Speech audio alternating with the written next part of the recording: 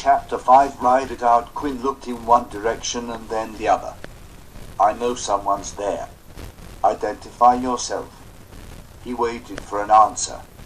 Matthew, Lucrezia, Thaddeus, is it one of you? There was nothing but crickets chirping. Quinn looked around. I must be losing it. I have to get a grip. He sighed and kept walking. His and Lucrezia's houses sat side by side overlooking the Pacific. The sunsets, as viewed from their terraces, looked like crimson and gold visions worthy of paintings. Alternating blue and pink hydrangeas bushes surrounded the perimeter of his yard. Each bush was exactly 5 feet high and 5 feet wide and formed a perfect cube of color. They also lined the flagstone walkway that led to his front door. Quinn opened the door and walked into his living room. It was an L-shaped room with the dining room on the smaller end. The living room had pale gray walls with black, white, and gray furniture. He arranged black and white photographs of national parks in black metal frames in geometric patterns on the walls. Quinn turned on the TV. The phone rang. Quinn reached into his pocket. At last, his gaze caught sight of a lunar moth. Through the window, its wings, the color of emeralds, glistened with iridescence in the moonlight as they entangled in a spider's web. This caused its resident to investigate the disturbance. The spider wrapped its visitor in a designer shroud of tailored silk and carried its welcome guest to its larder for later consumption. Sucks to be you, Quinn thought as he answered the phone. Lucrezia, I've been trying to get you for almost an hour. His rich baritone betrayed a tinge of concern, and he was sure it did not go unnoticed by the recipient of his words. I'm sorry. My phone died. The battery life on it stinks. I have to get a new phone. This happens too often. I swear to God, just looking at the damn phone is enough to drain its battery. Where are you? I'm on my way back from Thad's. Her feelings of disgust came across in her acerbic tone. I couldn't take it anymore. I had to leave because let me guess, he acted nuttier than a Christmas fruitcake and you couldn't get a word in edgewise. Close enough. Quinn watched as Lucrezia pulled into her driveway lined with alternating lemon trees and hibiscus shrubs. He kept babbling on about God delivering to him a revelation of some sort. Trying to talk to Thad when he's in one of his moods is useless. As I left, I heard him say he got a message from God telling him what he has to do. I just hope he doesn't go off and do something half-cocked, she said as she parked her car. Lucrezia swept her long locks away from her face and put a flaming red hibiscus in her hair as she slipped her phone back into her purse. Quinn opened his door as his closest neighbor and best friend strode across her front yard and into his. Lucrezia's heels made a clicking sound as she walked on the pavement stones leading to his open front door. Without a hint of formality, the woman whose white teeth framed her face in symmetric perfection sat on the sofa next to him and regarded her ankled host with supportive eyes. You look out of sorts. Quinn turned to the TV. Ed Kent Dobbins looked straight into the camera waving a large, silver nutcracker. The aliens abducted my next guest, a 68-year-old nutcracker. You heard me right, folks. Nutcracker. He put a walnut in the cracker and squeezed it. My next guest cracks nuts for a living, and he's going to tell us about his experience with our extraterrestrial visitors. Lucrezia took the remote control and muted the television. Quinn turned to Lucrezia. Why did you do that? I was watching the news. It's not news. It's theater. It is too news. No, it's not. Besides, it's getting you all ramped up, and not in a good way. You've been, for the lack of a better word, emotional lately, and jumpy too. It's not like you. Enough with the alien coverage. Give it a rest. I can't help it. There's something familiar about these aliens. I don't know what, but I can feel it in my blood, if that makes any sense. It doesn't. This alien thing has got me on edge. I can't stop dwelling on the past. Quinn reached over and straightened the remote control that Lucrezia laid on the coffee table, patting it in the center. I've been dredging up memories I haven't thought about for hundreds of years. The past is feeling too familiar, and it's making me so uneasy, he said with a sigh. I wish those aliens would just go away. His words filled the space between them with a sentimental melancholy. They floated away on the ocean air. Roses and lavender from his yard scented the breeze. It wafted into his living room on the radiant colors of the sunset. Quinn pressed his palm against his forehead and ran his fingers through his hair. I haven't been able to get a hold of Matthew. After the commotion I heard at your house yesterday, I thought he'd forgiven me since you both came over here to tell me about your plan for him to become human again. Lucrezia raised an eyebrow. By commotion, do you mean you knocked over my scooter while you were eavesdropping? I wasn't eavesdropping. You know damned well I can hear you from here. Quinn reached for the remote and turned the sound back on. It's the Nutcracker guy. Don't change the subject. I am not changing the subject. It's the Nutcracker guy. This could be important. He might know something about the aliens.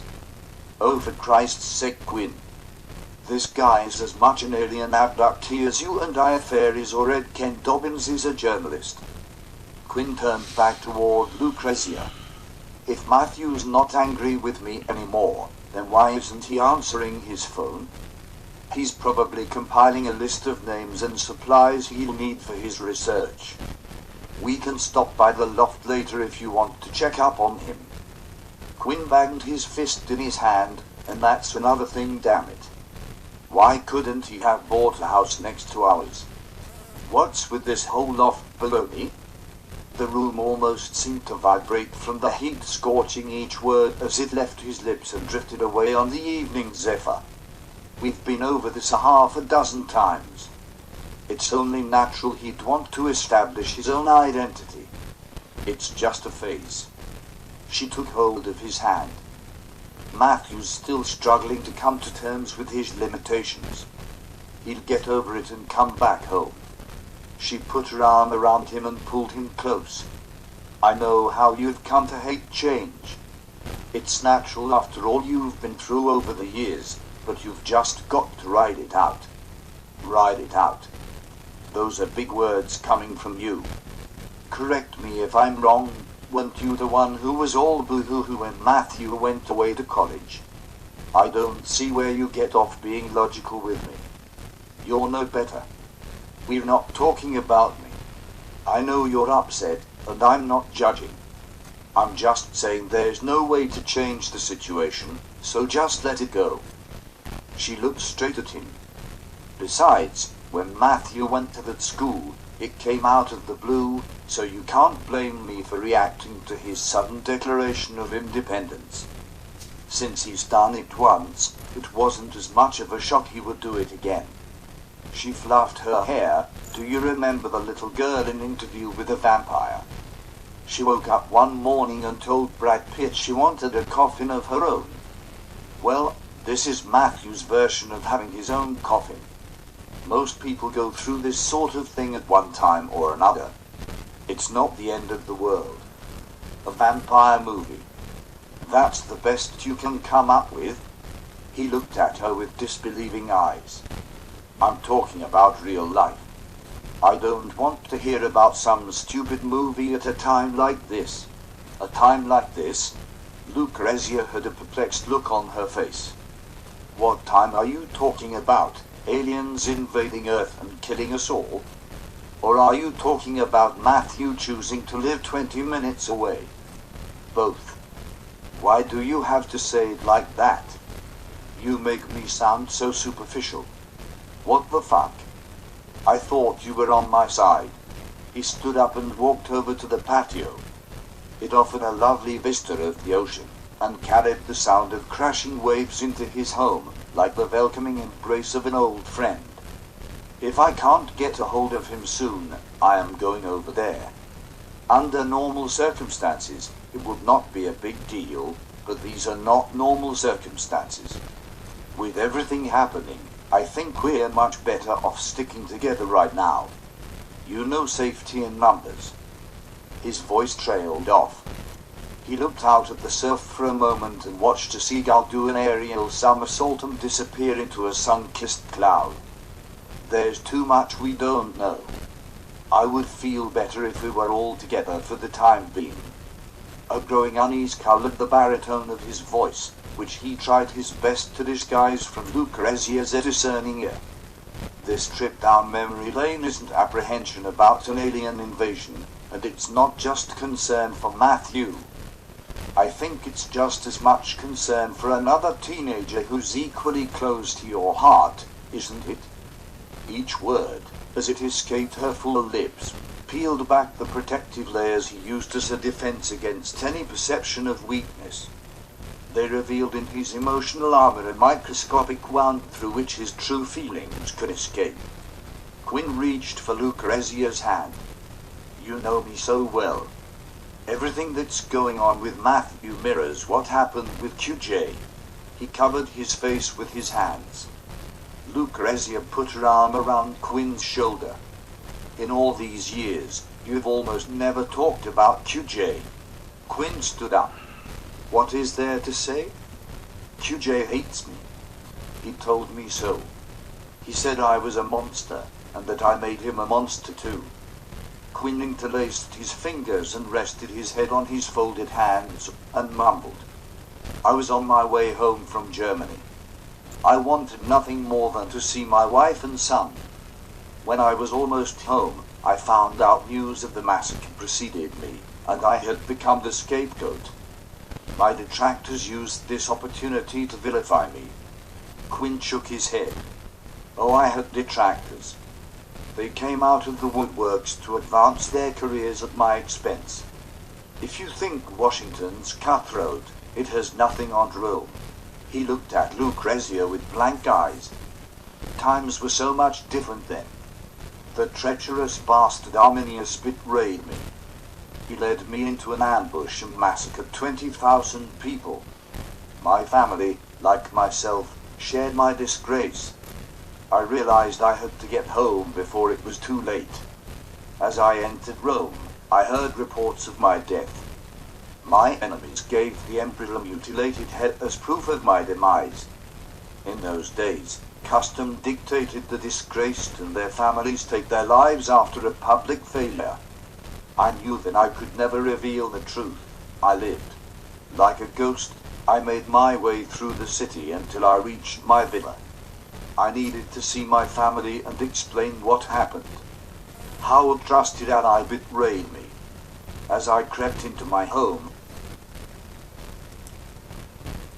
I didn't see anyone at first, not even slaves. That was a bad sign. He took a sharp breath and put his hand over his heart. Then I came across my wife, Claudia. She was in our bedroom. Quinn took another breath and his voice cracked. She had drank poison and taken her life. The empty vial was still on the bed next to her. He kept his eyes on the floor. I sat down and took her in my arms, rocking her. I remember saying, Claudia, I'm so sorry. I failed you. I failed us. Quinn walked over to the TV and pushed record on the DVR. He wrung his hands and turned to face Lucrezia. I remembered my heartbreak and my overwhelming urge to cry, but not one tear would fall to lessen my grief. As I closed Claudia's eyes, I heard it, an almost non-existent heartbeat. I placed her down and followed the sound to Quintilia's bedroom. There he was, lying on the floor with a sword embedded in his stomach and his life's blood draining from his body. Panic gripped me as I saw my only child dying before my eyes. His voice became small. In the old days we saw death and dying all the time. We're sort of hardened to it, but when it's your own child, your only child. You can't be hard to that. I don't care who you are. Quinn sat back down on the sofa. Lucrezia put her arm around his shoulder. Quinn rested his head against hers. Whether it was a vampire's instinct or a father's love for his son, I would never know, but without thinking, I took Quintilius in my arms, sank my fangs into his neck, and began to drink. He looked at Lucrezia and half laughed. I didn't even know I had fangs, and then to drink his blood, it was all so surreal. As the virus, or whatever it was, entered his bloodstream, it began to transform him into the living dead. Quinn shook his head. The living dead, who would ever have imagined such a thing? As I watched Quintilius, I had no idea what was going to happen. I could hear his heartbeat strengthen and then it just stopped. For a moment, I thought I would lose my mind. I didn't know what to do.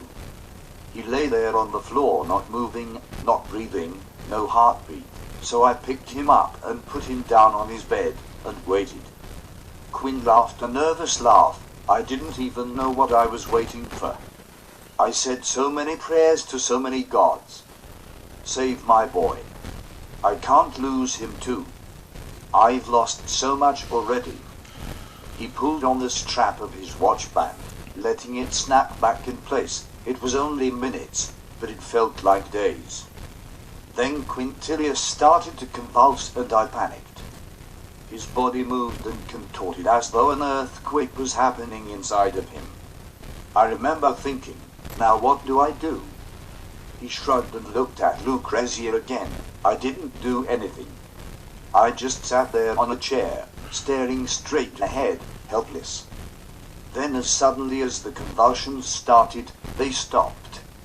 At that moment, I froze, hoping for a miracle, and the miracle happened. Quintilius opened his eyes.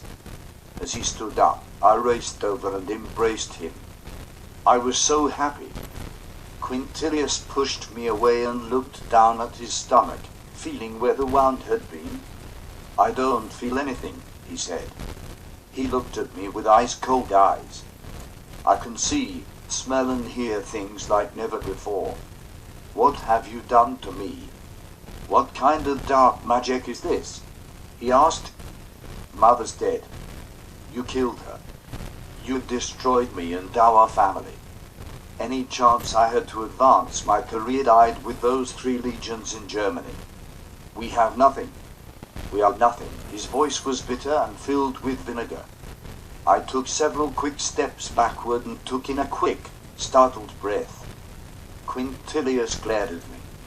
The light reflecting off his pupils looked like erupting volcanoes. His voice was hard and mocking. He asked me, do you know what Augustus did when he heard news of the massacre? No. His voice dripped with contempt. Oh, let me tell you. His face twisted with scorn. Augustus tore his clothes and refused to bathe for weeks. Do you know what the emperor does now? Quintilius stared right through me with poison in his eyes. Single quote, he roams the palace at night and moans, Quintilius Varus, you bastard, give me back my legions, you bastard. Weird rise. I have no future. You've taken everything from me, including an honorable death. Now I'm a monster, like you. I hate you for what you've done to me and our family. I never want to see you again. He ran out of the room. I didn't go after him because I thought he's come back after he calmed down. He never came back and I never saw him again. Quinn closed his eyes, trying to erase the image from his mind. Honey, I know you're upset about QJ and Matthew, but we need to stay in the present and keep our eyes on these aliens. Quinn lowered his head. I know you're right, but I can't help it. I'm afraid the world could end without my ever seeing QJ again. My boy is out there somewhere and I don't know where. Quinn's voice cracked. QJ is never going to forgive me. He blames me for everything in his life that's ever gone wrong, just like Matthew. He spoke in a whisper, and his eyes filled with imaginary tears that would have broken through his emotional barriers when he was human. She reached for his hand. The world isn't going to end, and time is on your side. Matthew doesn't blame you, and when pushed, he admits it. He made a choice not to die after those hoodlums stabbed him at the train station. She delivered her words with a softness that acted as an anticoagulant. It kept his emotional wound open long enough to allow his true feelings to emerge when he said, "I hate being a failure, and I failed with my sons. That's why QJ and Matthew won't have anything to do with me. Their disdain for me is a constant reminder of my failings as a father, a general, and a man." Even the surf's hypnotic allure could not cushion the impact of Quinn's self-perpetuating angst as he buried his face in his hands. He shielded himself from the comforting gaze of his closest neighbor and longtime partner in crime. "I know you're right. It's not the end of the world, but everything with my kids and this whole alien thing has me so on edge. I think I'm going to go crazy. I've been hearing things, seeing things that aren't there, and imagining that I'm being followed." Quinn glanced at images of the spaceship on television and turned on the volume. "I know I may have wallowed in self-pity and waxed about the end of days, but damn, this is disturbing. From a military standpoint, it screams invasion, especially after the way they sneaked in here. If they invade, with their technological advantage, we won't stand a chance." He battled to suppress his emotions. "You mean humans won't stand a chance? We'll be all right, right?" The lack of conviction tinting Lucrezia's words robbed them of the weight needed to keep them earthbound. "It all depends upon the aliens and what they have in store for us. All we can do is react to whatever they do." Lucrezia's eyes narrowed and a scowl scarred her face for a second. "React? Bullshit. We need to act, not react. That's how you win a war, if this is going to be a war." Quinn's lack of optimism drained the room of its energy, leaving it feeling more like a trip than a living room. As they talked, the couple paid no attention to the young woman in the Acme commercial who smiled because her zits would be gone by prom night. The ringing phone snapped the fleeting gloom that kidnapped their better sense and made them unwitting slaves to a moment of despair. "It's Matthew." Quinn became animated. He could hear Lucrezia's heart skip an imaginary beat as she failed to disguise her relief from his ever-observant eyes. "Why haven't you been answering your phone?" He endeavored to subtract some of the ire from his voice and soften his tone mid-sentence. "Lucrezia has been worried about you. It's so inconsiderate of you to cause her such distress, especially after what's happened tonight. I was in my lab compiling names and lists of equipment I'll need for the new facility we are going to build." "Wait, what do you mean after what's happened tonight?" Quinn could hear Matthew's voice take on a concerned tone. He imagined Matthew looking to see whether he had locked his front door. "Turn on your television." Quinn heard Matthew turn on the TV. Ed Kent Dobbins showed live footage of the craft. It continued to hover above the city as enigmatically as a sphinx. Matthew's voice betrayed the fear bubbling up into his consciousness. "What does this mean? Are we going to be invaded?" In his mind's eye, Quinn could imagine Matthew walking in a circle around his living room trying to settle his nerves. Lucrezia leaned forward on the sofa. No. The surety in her voice, on a subconscious level, appeared to have a soothing effect over her male counterparts. "We are survivors, and rest assured, no matter what happens, we, like rats, cockroaches and shit, will survive and live to inherit the earth." Her levity brought a smile to Quinn's face and seemed to quell both men's apprehension for a moment. Quinn sat up in his chair. "Matthew, until we have a better idea of what's going to happen, I think it would be best if you moved back home. If we are all together, we'll have a much better chance of react." Quinn caught himself mid-sentence and glanced at Lucrezia, who did not respond. We'll have a much better chance of acting based upon whatever happens. It does not have to be permanent, but just for now. He looked for a moment at the full moon reflected in the mirror on the wall ahead of him. Your research can wait for a while. A few days aren't going to make much difference. Besides, it will bring Lucrezia peace of mind. Quinn remained oblivious to Lucrezia's raised eyebrows and disapproving looks. I'd feel better too if you would stay here or next door for the time being. Matthew's voice lacked enthusiasm. All right, I'll think about it. I don't have to give you an answer right this second. I'll call you later, bye. Quinn looked at Lucrezia. Hope flooded his eyes. He didn't say yes, but he didn't say no either. He's coming home. I just know it. He won't want to be alone, not with all this freaky shit going on.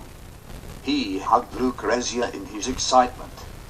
We're going to be together again. She giggled. All of us. Does it include Thaddeus? You just had to piss on my parade, didn't you, party pooper? He put his arm around Lucrezia and pulled her closer while looking out at the ocean as the moonlight danced across the roiling surf. Quinn pointed to the sky. Look, there it is again.